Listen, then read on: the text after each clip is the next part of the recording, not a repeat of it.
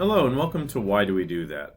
A psychology podcast that deconstructs human behavior from the perspectives of social scientists, psychologists, and others that use applied psychology in their work. I'm your host, Dr. Ryan Moyer. In this episode, I sit down with Casey Casperson to discuss the psychology of improv comedy. Casey has performed stand-up comedy, improv, live theater, and on screen since 1997. He's worked with Larry the Cable Guy, Pauly Shore, Mark Curry, as well as well-known improv guru David Razowsky. Casey also works with corporations and hosts coaching workshops applying improv skills to business.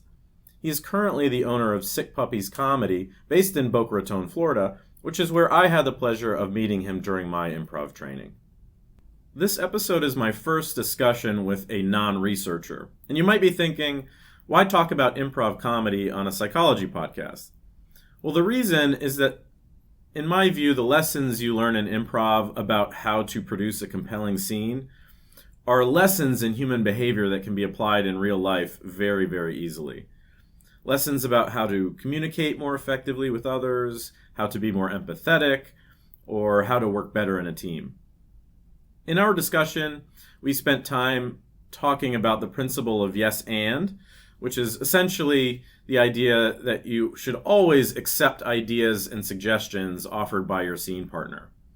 We talk about how yes and can be sort of an attitude that you carry with you into the real world. We also spent time talking about the importance of being able to tune into your emotions and the introspection that comes along with taking improv courses. I really hope you enjoy it. All right, I am here with Casey Casperson. Thank you so much for being on the show. I really appreciate it. Yeah, of course, Ryan. It's good to connect with you. It's been a little while. I was trying to do the math. It's been probably 3 or 4 years since I was at Sick Puppies. But I wanted to have you onto this show to talk about improv. And the reason, I've been wanting to have you on a while because when I had the privilege of taking improv classes with you and the other Sick Puppies instructor when I was living in Boca Raton. And when I was training, I got the suspicion that there's something a little bit more going on in this training process than just acting a fool for the entertainment of others. And acting a fool for the entertainment of others is great, but I felt there's something more going on in the process. And so I wanted to have you on to talk about all of these overlap between improv training and psychology. So let's start off by just you giving a description of what you consider improv. Tell the listeners what improv is to you. Yeah, great. Thanks. So improv, a lot of times when people hear improv, there's a bunch of different companies across the country called The Improv, and they do stand-up comedy. And those are comedians that do stand-up scripted written work that they bring up onto stage. It's them by themselves doing a microphone, telling jokes. That's what people, a lot of times when they hear improv, think it is. Other people think that improv is that show, Whose Line Is It Anyways? So really, fun show. If you've ever watched it, the audience gives suggestions. They do things where they kind of use gimmicks to kind of play along, and then they make everything up on the spot. So it's a lot closer to really what true improv is. But improv, at the end of the day, at the core, is acting without a script. Okay. So I give you a script. You go out on the stage. You've memorized it. You have another actor out there with you, and you two perform a scene. It could be dramatic. It could be funny. It could be whatever it happens to be.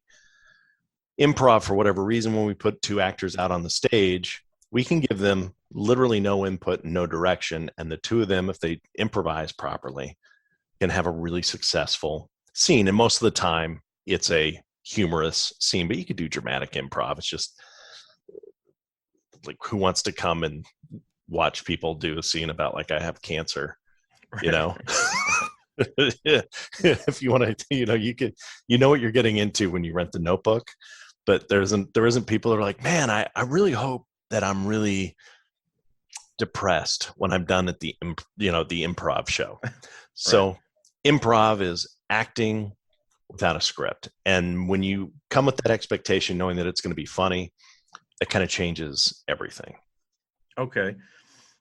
So one thing I actually enjoyed about my improv training is that despite the fact that you're learning how to produce a scene without a script, that there are rules or principles that are applied that you learn through training that and I use the term rules in quotes, but there are principles that are imbued on the students that will lead to better scenes, right?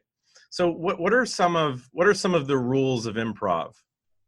Yeah, I think if you frame it as a best practice or as a guideline, that's the most helpful way to take a look at improv. I think first we have to talk about the rule that if you've ever been around the improv world whatsoever, or if you're just a human, you've heard people use the term yes and.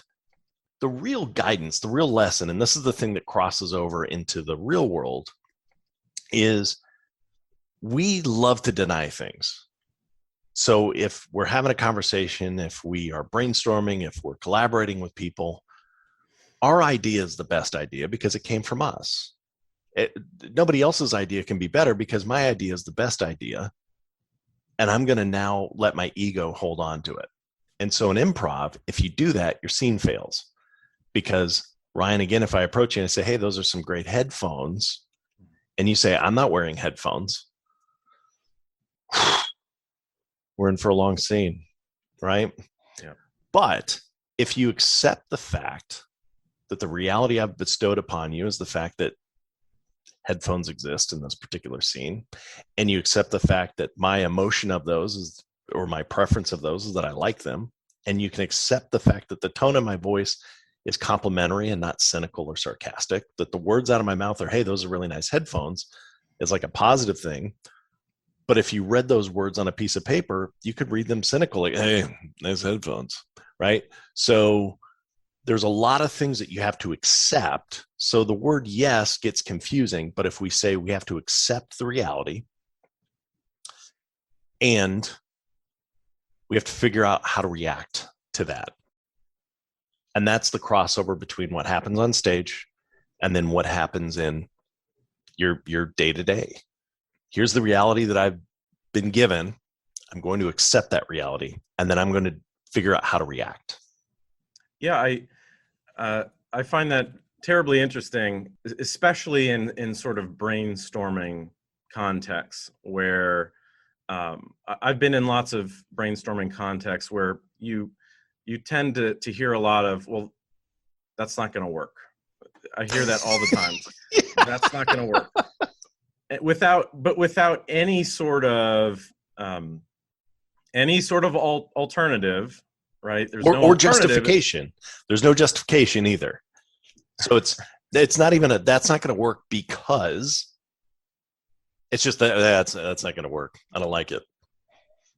Right. And I every time I would have these, it was always, well, let's come up with something better. What's better, right? And that's one alternative. The other alternative is sort of really embracing that yes and just building on top of original ideas and just trying to start from scratch and just keep going with that. So could you talk a little bit more about how you see yes and applying in your everyday life? What are some other contexts where you might see this principle giving you making your life a little bit better? I've got a couple different directions that I can take with this, Ryan. So I can talk about the professional side of how this directly applies, like if you're a salesperson or if you're a manager, but I can also talk about how it deals with your personal relationships. Your choice. Choose your own adventure. Oh, I like this. Yeah, so I'm curious as to how it applies to your personal life, because I've been in my psychology class, when I have an on-campus section, I do a big chunk on improv and how it I show a video of an improviser talking about how some of these rules can be applied in the real world.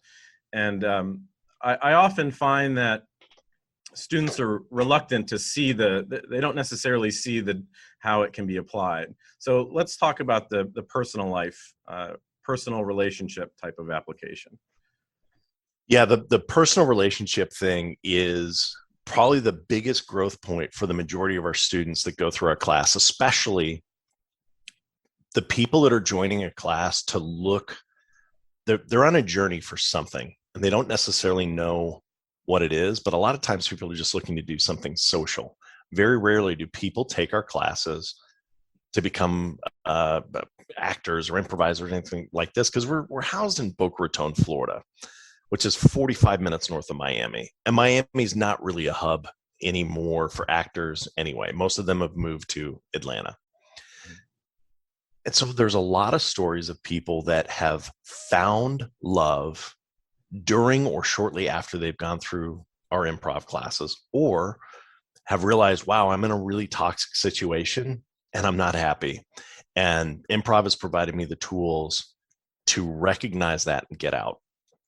Because at the core of everything in improv, it's about emotion and it's about feeling. And it's about recognizing the feelings that you're feeling at the time that you're feeling them, so that you can feel the feelings at the time that you're feeling them. I'll say it again. Yeah. It's about feeling the feelings at the time you feel them, so that you can feel the feelings at the time you feel them. We have multitudes of roadblocks and filters put up in front of us to protect ourselves from the unknown. And the unknown is the thing that scares the majority of people. I don't know what's going to happen if. So I don't know what's going to happen if I ask him out. I don't know what's going to happen if I ask her out. I don't know what's going to happen if I break up with her. I don't know what's going to happen if I say, I'm not in love with you anymore. So we begin to build these filters and barriers, and we put them in place so that it's like, here's my initial thought. And instead of just giving that, we have an immediate secondary thought that's like that corporate-y, nice, vanilla, bland thing. So it's like, oh, I got some spice that's going to come out right now. But by the time it comes out, it's like, I agree with that sentiment. But it's like, right, what you really wanted to say was like, yes, yeah, that's what I was like. Right.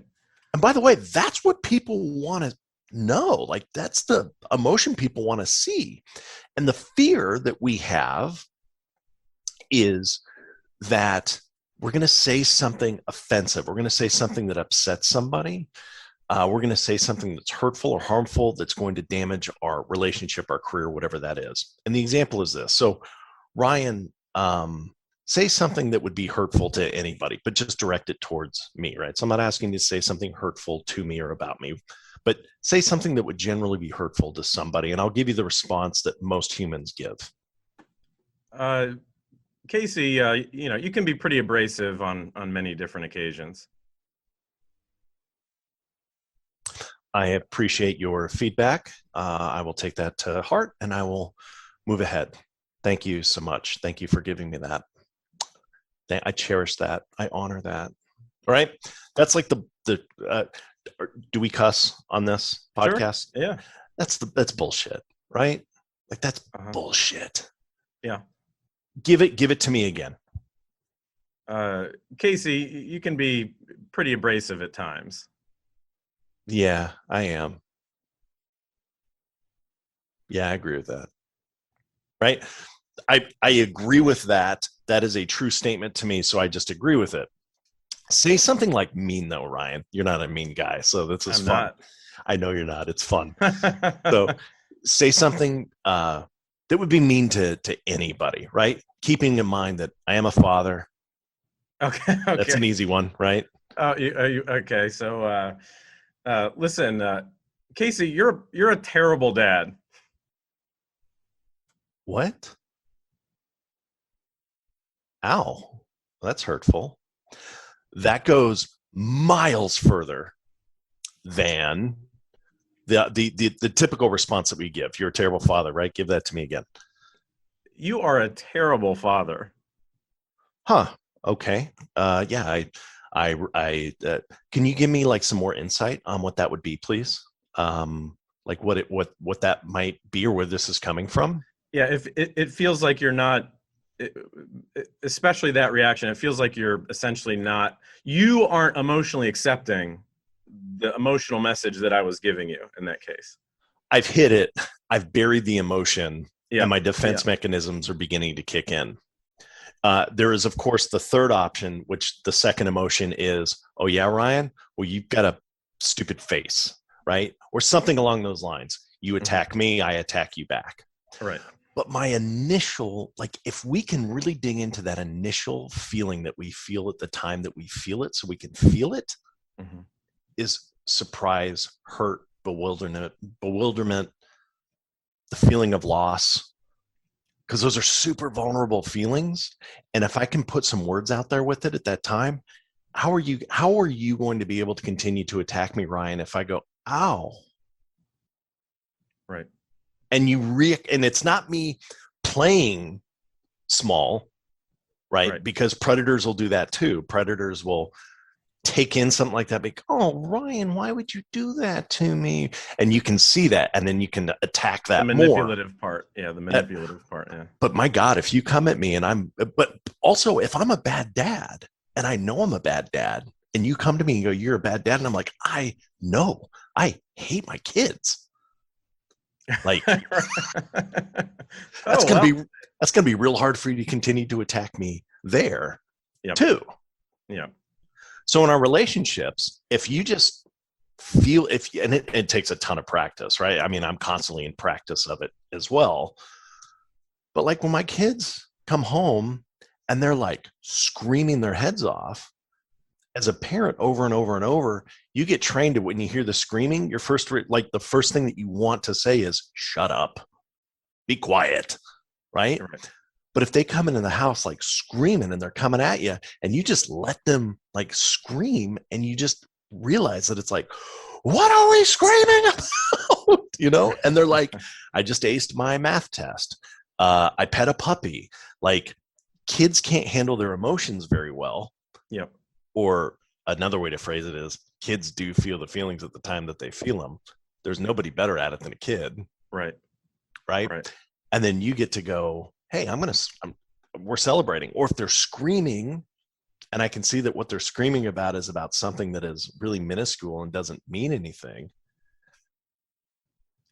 tell me more. What's going So on? we're kind of circling basically this topic of emotional intelligence, right? Yeah. How do you properly uh, feel the things that you are feeling in that moment?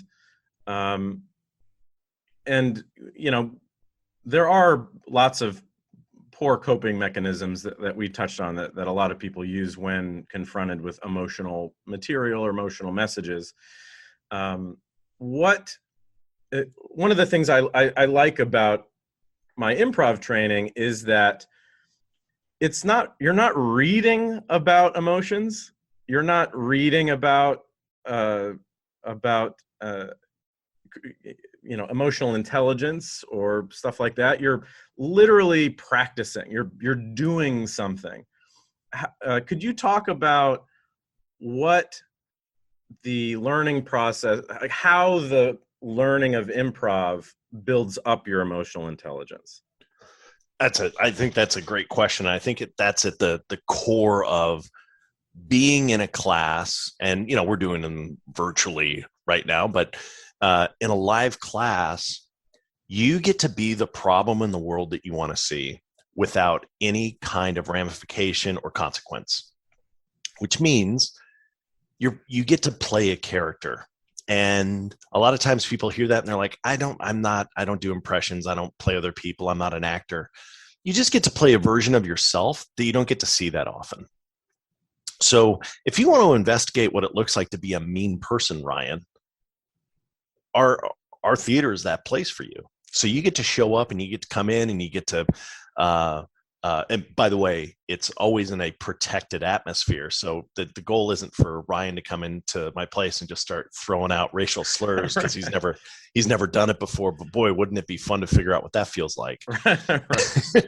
It's not that, but Well, and it's I remember it being that I tended to focus on one of those, as you mentioned earlier. I don't, I very rarely get angry, and that's one of my memories from training, is that I would kind of test out angry, and others from feedback would be like, you got to go bigger, yeah.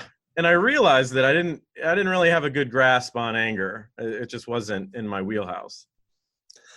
Yeah, because first of all, if you remember the emotional recall class that we did, and then more an advanced class, I have you recall a big emotional moment of your life. I have you hold on to what the physicality feels like that goes with that emotion, and then I have you reapply that to a different context, typically something that doesn't mean anything. And it was me or the instructor playing in the scene with you to keep it safe, because a lot of times people would generate really big hurtful moments in their life. And so, or like these huge, like I remember John Duffy, when he did his class, it was about the moment that he met his adopted son for the first time. Like they handed him to him, and he broke down and he cried, and it was like this huge moment.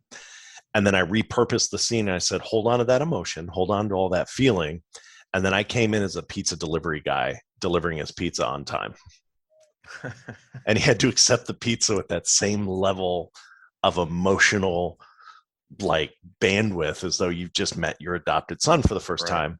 And of course, all comedy is when you care so much about something that means so little.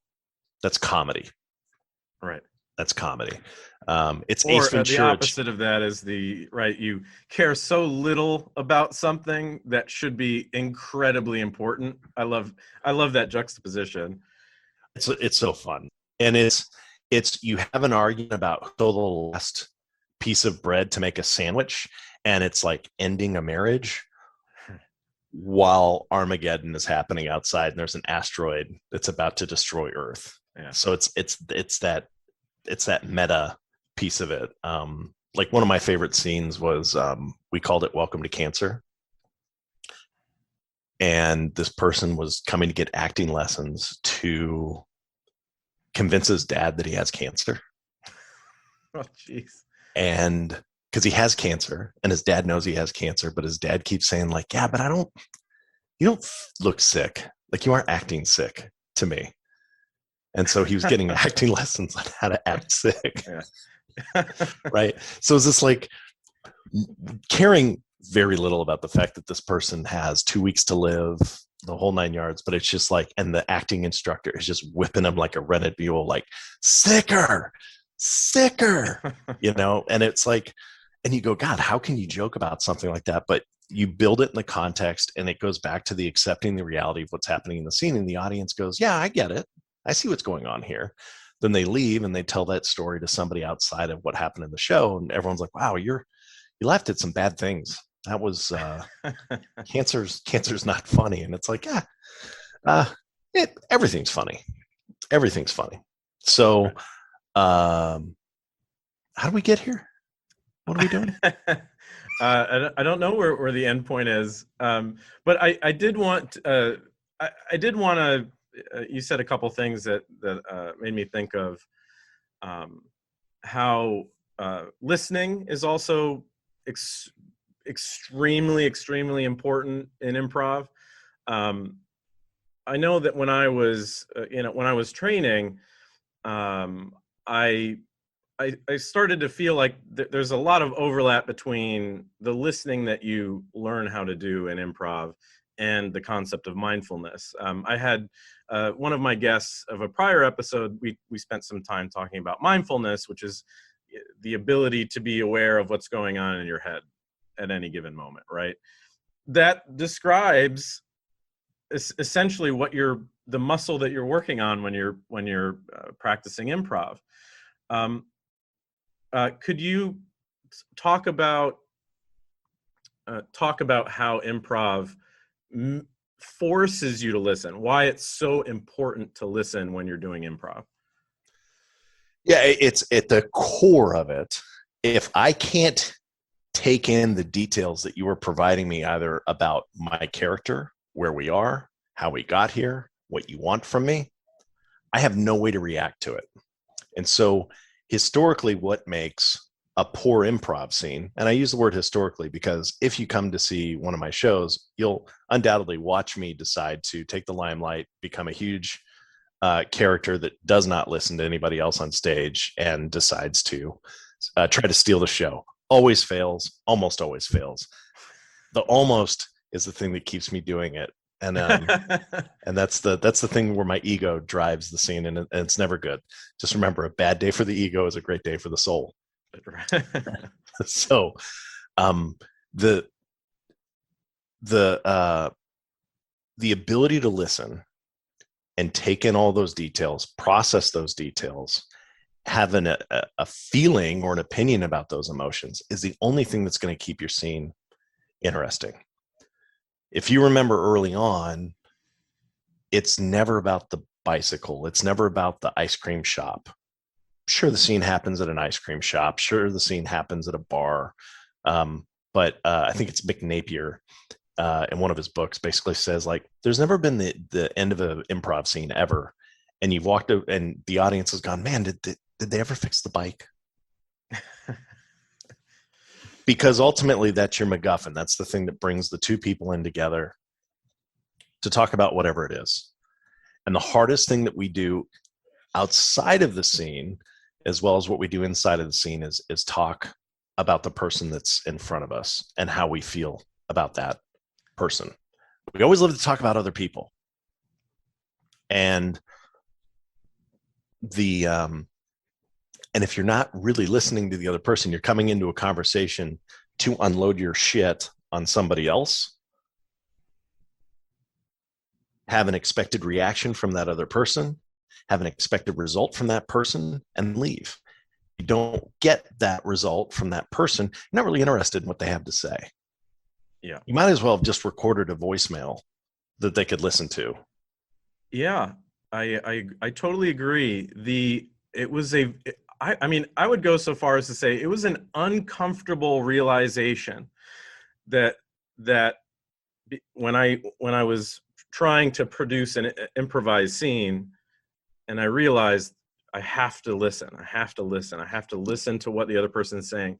And I would constantly get caught up in my head with, like, wouldn't it be funny if? Yeah.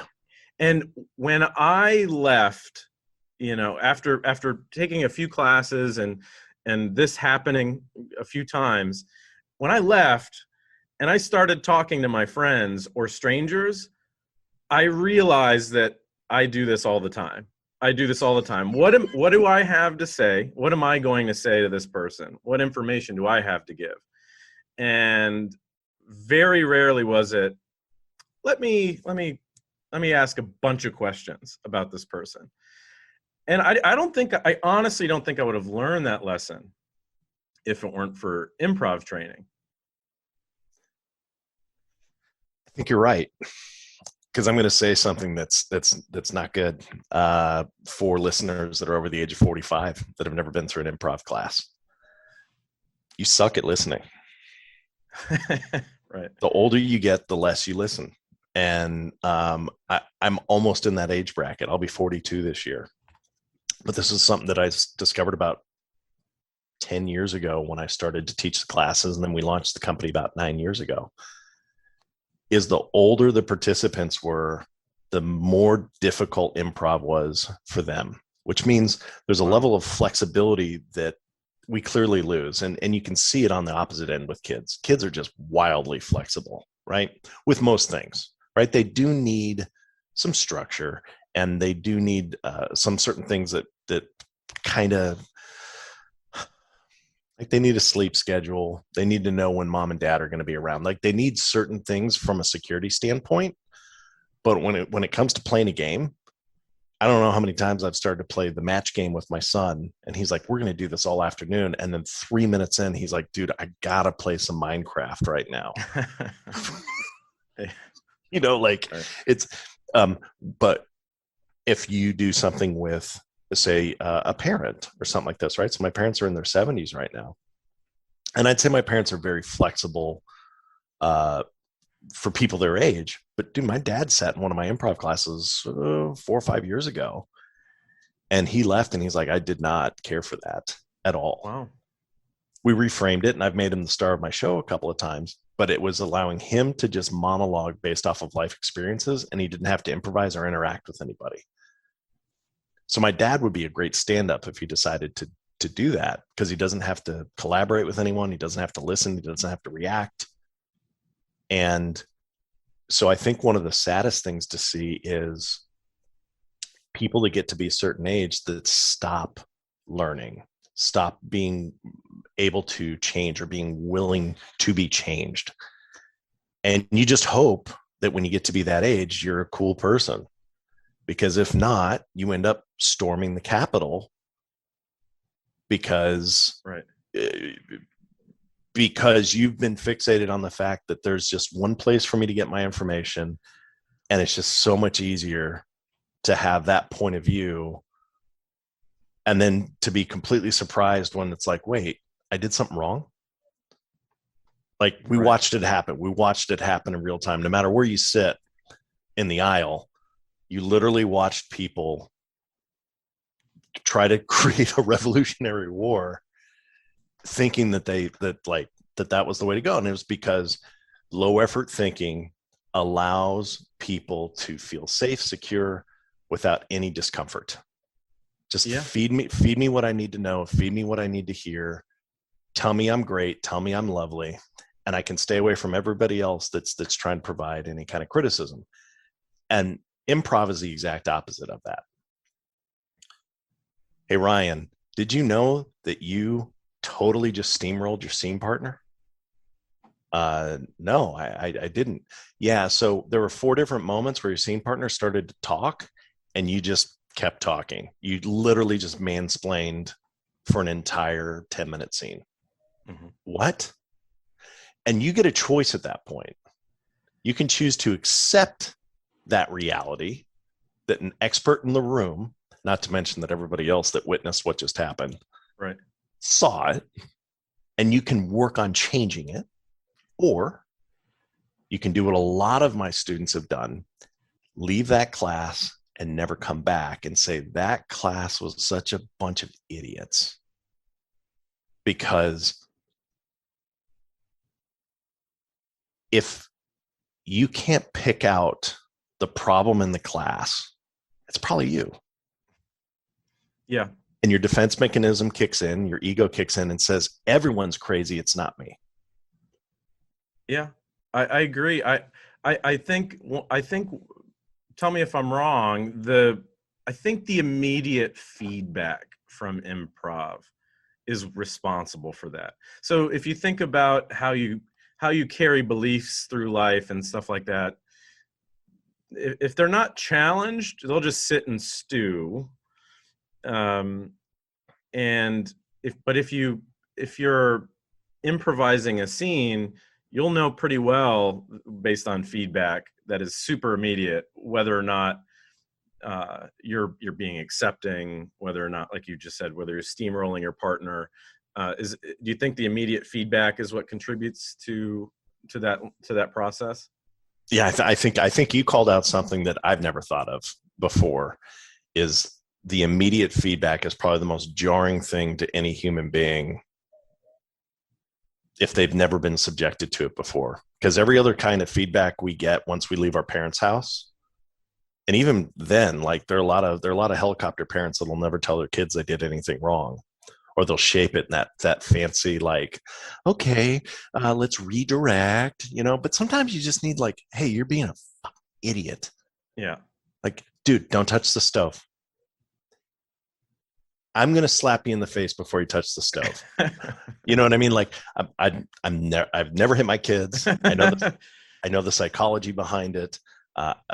It's the one thing in all of parenting. I know I'm sidetracking, sorry, but the one thing in parenting, of all the books that you read, of everything that you do, when they talk about the food, the diapers, the how to do this, there's really not much consistency that's out there. There is one thing that's very consistent. If you hit or spank your kids, they are at a significantly higher risk of being problematic later in their life. Sure. Yeah. That's the one thing. That's why you take improv, is so that you can hit pretend children in the scenes. You can kick the baby, right? And you can jump out the plane without a parachute. 100%. Those are the two examples that I always use. Kick the baby, fight the nun, jump out of the plane without the parachute. Do those things. It's funny because it's wrong and could never happen. Right. Yeah. But what would happen if? And so we move into the whimsical world of another benefit of improv, which is playfulness. Right? Something we're just not allowed to do starting around the age of 15. Playfulness is just not, we're right in the height of puberty. We now have to make ourselves look appealing to other people. I don't know why. I'm 15, so I don't really know why it's so important for me to wonder what everybody thinks of me. I think unfairly, the female population feels this almost immediately on set from the moment they realize they're a girl. Mm-hmm. I think boys, I think start to go through this around the 13, 14 range, where something, the plumbing starts to wake up downstairs and you're like, oh shit, I got to stop smelling like a garbage festival. Yeah. And then society also says, shut up, be quiet, listen to your elders. They're older than you, therefore they're right. Mm-hmm. They're older than you, therefore you have to shut up. They're older than you, therefore you can't question them. And that's a weird way for society to work. I almost hit a lady. Here's a funny story. And maybe my neighbor will hear this podcast and hear me call her out. But my wife went and dropped off the kids to school. She came back, and then I left to come to the office. She comes home and she goes, hey, the mom is, the sun, the apple doesn't fall too far from the tree. Driving back from school, I almost hit Sherry and her dog on the bike because she was riding her bike on the wrong side of the road. And then right after I almost hit her son because he was also riding his bike on the wrong side of the road. I swear to God, Ryan, 5 minutes later, I'm leaving the house. I'm driving out and I almost hit that lady on her bike with the dog. She almost got hit by a car and died twice by people living within the same residence.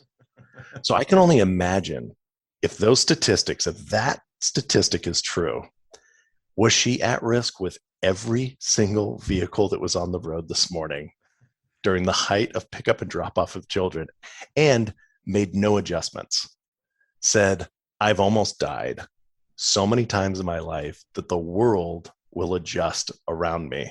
Mm-hmm, mm-hmm. And I'm like, this is a woman that's probably approaching her 50s. I mean, she's probably mid 40s, and she's made it. And that should give hope to anyone that has any semblance of intelligence, that if she can make it this far, boy, I'd feel horrible if I came home and they're like, did you hear about Sherry? Be more sad about the dog. But it's like that lack of self-awareness. We were talking about playfulness somewhere, but I sidetracked. Well, yeah, sure. Yeah. I think but we were talking about playfulness. I know that that in my course, a big component of my course is taking time to play, and play can be whatever you define it as, whether it's sports or gaming. I like to think of play as active versus passive. Many people disagree with me. I don't necessarily think watching a movie should be considered play because it's too passive. You want something to be more active. But on that notion, I always recommend in this section of my lecture to take improv courses because it is the quintessential adult form of play. You basically have a stage and you get to make up characters and stuff like that. And it's the key, of course, it being a very non-judgmental environment. Do you get a lot of, what's the type of feedback that you get from students in terms of their, do they say things like, I love that I got an opportunity to play on stage? Is that a common sentiment? I think the most common sentiment that I get is, I didn't know that I was doing this thing, or I didn't know that I wasn't doing this thing. Like, I think you shared that with me earlier in the interview. Like, I went through, I did this, I received feedback, and then I went out into the real world and realized, oh my God, I didn't know I was like this. And so improv really puts a mirror up to you, which ultimately puts a mirror up to your relationships, your thought process, the way that you see things, especially if, I'm not saying you have to do improv perfectly. I'm not saying you have to drink the Kool-Aid. A lot of times it feels like I'm running a cult, but the moment you begin to say, is that true? And you go investigate, I think you start to open up some doors for yourself that you didn't think were possible. And I've got a unique opportunity right now with a student that our kids are off to college. She, we'll call her an empty nester, though she isn't like the typical empty nester. She's, very active, has her own business, and she's just a really interesting person. But she fits into that category of an age group that typically doesn't do well when they come and take an improv class. And she started taking improv classes with us about a year ago.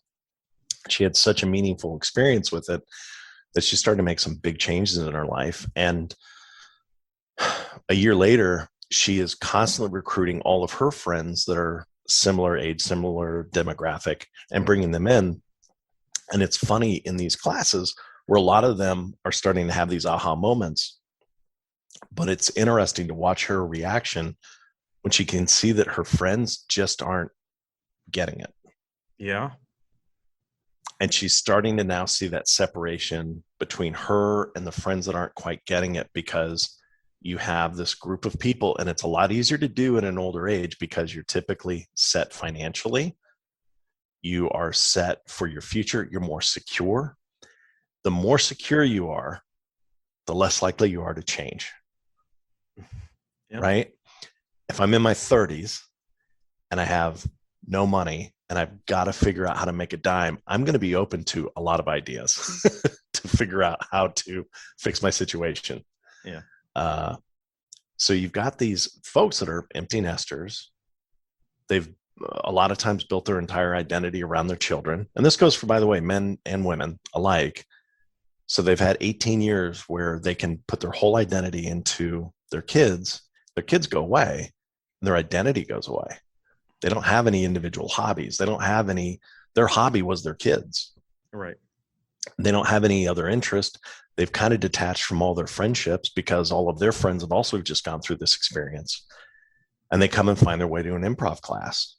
And I look at them and I go, did you hear anything that the other person said? And it's the first time in 18 years they've been questioned, because they're the ones that have been telling the kids what to do, how to say it. And when a kid says something back, they are not obligated to listen to their child. Yeah. And it is jarring. Yeah.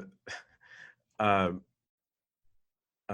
Carolla on his podcast always talks about how interesting it is when you tell someone to fuck off that's never been told to fuck off, that you can see it in their face that, oh, you've never been told, you've never been challenged like this, and that's always interesting, because I think this in improv you feel some things. You feel challenged in a way that you've probably never felt before. And you and I have had some pretty heartfelt discussions outside of improv, not improv related, but just about other topics. Mm-hmm. And I think there's some real benefit of being able to take a improv class and being in a position of saying, I'm going to stop. I'm going to listen to everything that this person is giving to me. Not only listen to the words that are coming out of their mouth, but listen for the intent. Because the intent that lives behind it is your ability to have a fruitful and live discussion. Because if you are standing on a soapbox and delivering all of your information to me from a soapbox, it really doesn't matter to me if what you're saying to me is truthful, interesting, or helpful, because I'm out. You're on that soapbox. I mean, you could literally stand on a soapbox and be like, 2 + 2 is 4, you ass. I'd be like, I don't think so. I don't think anything that you're saying is helpful, But at the same time, if you're like open and like honest and like, I want your opinion on, I just feel like math is off, and I just like think there's like different ways to add. And like, what are your opinions? Like, I'd have that discussion with you. I would talk to you about that. It's probably going to end in me being like, I don't think you're very intelligent, but this has been a fun conversation. Where it's like, Right. because I want someone to ask me questions. I want someone to listen, and I want someone to be able to say back, hey, I heard you say 3 + 1 is 4, but then I also heard you say 2 + 2 is 4. And I'm having a tough time of getting 2 ways into the same answer. Can you explain that? So it's like, oh, they're listening to me. They want me to explain. If I have to explain that same thing again, I'll be like, this has been great. I need to go watch paint dry. But that's like the key component to this whole thing is the willingness to be open and to accept. And when somebody challenges you, what's really funny is when you just challenge someone in an improv class at a very small level, they almost always take it as a big fuck off. Yeah. Especially when you get like the class clown that comes in, that's always been told that they're funny, that starts cracking off jokes because they think they're taking a stand-up comedy class somehow. Mm-hmm. They crack off a joke, but the scene is ruined. By the way, it's that thing that I mentioned that I do often. Just so you know. And you go, hey man, you just went ahead and threw a dick joke in the middle of this scene where you're dating somebody, and the actor was offended, which meant that the character had a tough time doing anything real or honest, because that I don't feel like you would do that in a scene. You haven't earned the right to build the context of the reality of being this character that's like this, because if we had spent 5 minutes of saying, if you and someone else were in a scene and it was like a father-daughter thing, and it was like, honey, we're going to have this. Look, I just need you to be on this date with him. He's my boss. I know it's a weird situation. He can be abrasive. He can be a lot of things, honey. And then you have this really interesting scene where she's like, Dad, I am nervous. This is such a weird thing that you're pawning me off. And it's almost like you're selling me into, right? Yeah. Well, guess what? You've just provided the greatest gift on earth to whoever gets to play that person. Because now they get to come in and crack terrible jokes and be aggressive and be awful, right? But you don't get to do that until it's been built for you. So there's that context that allows you to grow from there. I don't know if this is helping at all. Yeah. This is really just feeling therapeutic, and I'll send you my PayPal, and then you can just I'll definitely just charge me for the hour. That sounds good. Well, we are at a good stopping point. So I would like to thank you so much for being on. I can't stress enough how rewarding I felt my improv training was, and the countless ways that I still feel I still notice its application in the real world and in my personal life. So thank you for that, and thank you for being on today. My pleasure, Ryan.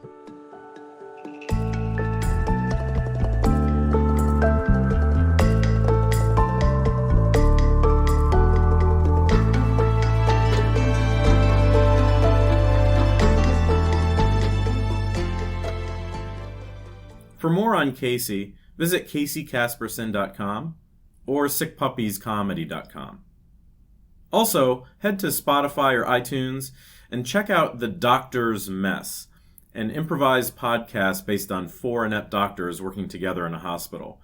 If you've never listened to an improvised podcast, I highly recommend it. It is a unique and interesting form of comedy that you might enjoy if you've never given it a try before. As for this podcast, please follow the Facebook page for updates and additional content. Don't forget to rate and review us on iTunes. And you can find us on Instagram at Why Do We Do That Podcast.